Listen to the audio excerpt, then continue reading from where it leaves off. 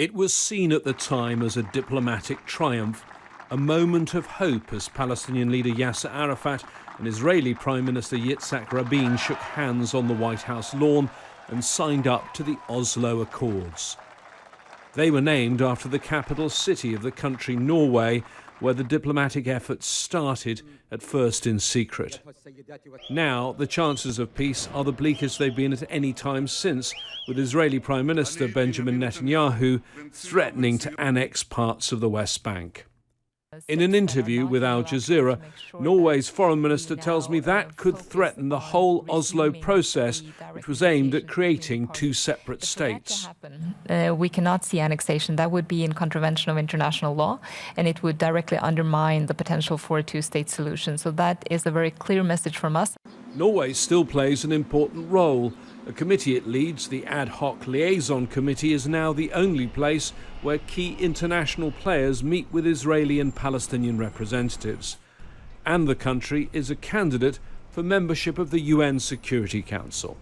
We, from Norway's side and others, stand ready at any point in time to facilitate if the parties want us to, and we see that there is a room to try to work with the parties, even though it is extremely difficult. Norway is competing for a seat on the UN Security Council. If you're elected, how will you leverage that historic role, and what will be your priorities on this issue?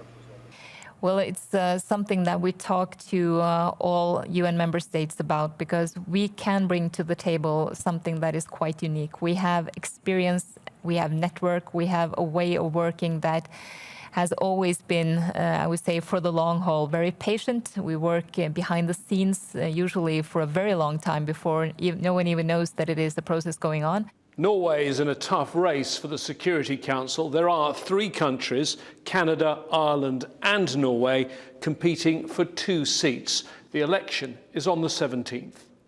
If Norway does succeed, its ambassador on the Security Council will be veteran diplomat Mona Juul. She and her husband, Terje Ruud Larsen, hosted the very first, then unofficial contacts that led to the Oslo Accords 27 years ago. James Bays, Al Jazeera, at the United Nations. Hassan Khatib is a lecturer at Bozaid University. He's also the author of Palestinian Politics in the Middle East Peace Process, Consensus and Competition in the Palestinian Negotiation Team. He's joining us now. Thank you very much indeed for being with us, sir.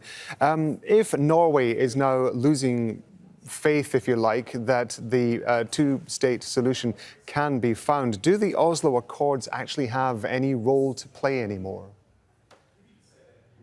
I doubt very much. I think that we have to pay attention to the very dramatic, significant changes that happened inside the Israeli society, which led into a new political attitude that is no longer compatible with the basic requirements of the peace process and Oslo Accords, because Oslo Accords and the peace process is based on the assumption that it should lead into two-state solution.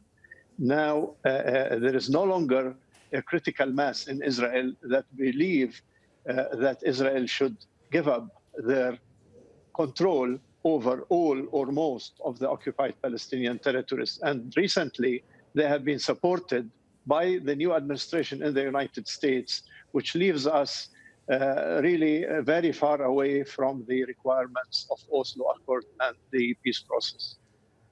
If the Oslo Accord mechanism is no longer in place, as you suggest, what options are available to Palestinians now? I think now the Palestinians should try to encourage a major player on the international level, especially those who believe in the two-state solution, to recognize the state of Palestine, because the two-state solution is about Israel and Palestine. Israel is already there, a recognized state and reality.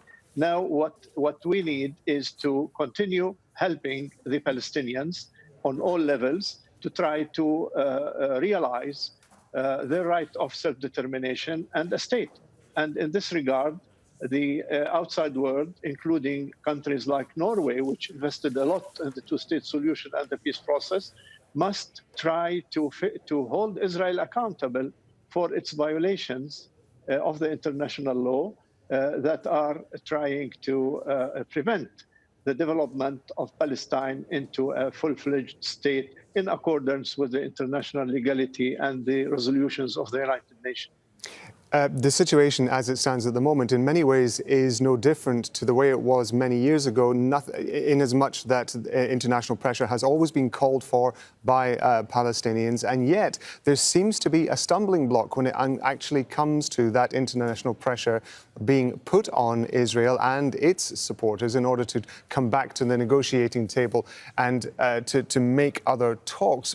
How confident could you be that this time round other foreign governments are actually going to do what they have previously said that they're going to do? I think that time is not playing to the favor of the two-state solution, because Israel is using the time in order to create facts in the ground, illegal facts on the ground that are incompatible with the two-state solution, namely the illegal expansion of settlements. Therefore, these countries, like Norway, but many others, especially in Europe, who have invested in two-state solutions, should be more worried than before about the fact that we are losing this window of opportunity. So there is a feeling of urgency among these states to try to take other approaches, hopefully, that can rescue the two-state solution, that it is the consensus in the world about the way to realize peace between these two parties in the Middle East. Really interesting to get your thoughts on this, Sir Ghassan Khatib. Thank you very much indeed for your time. You're welcome.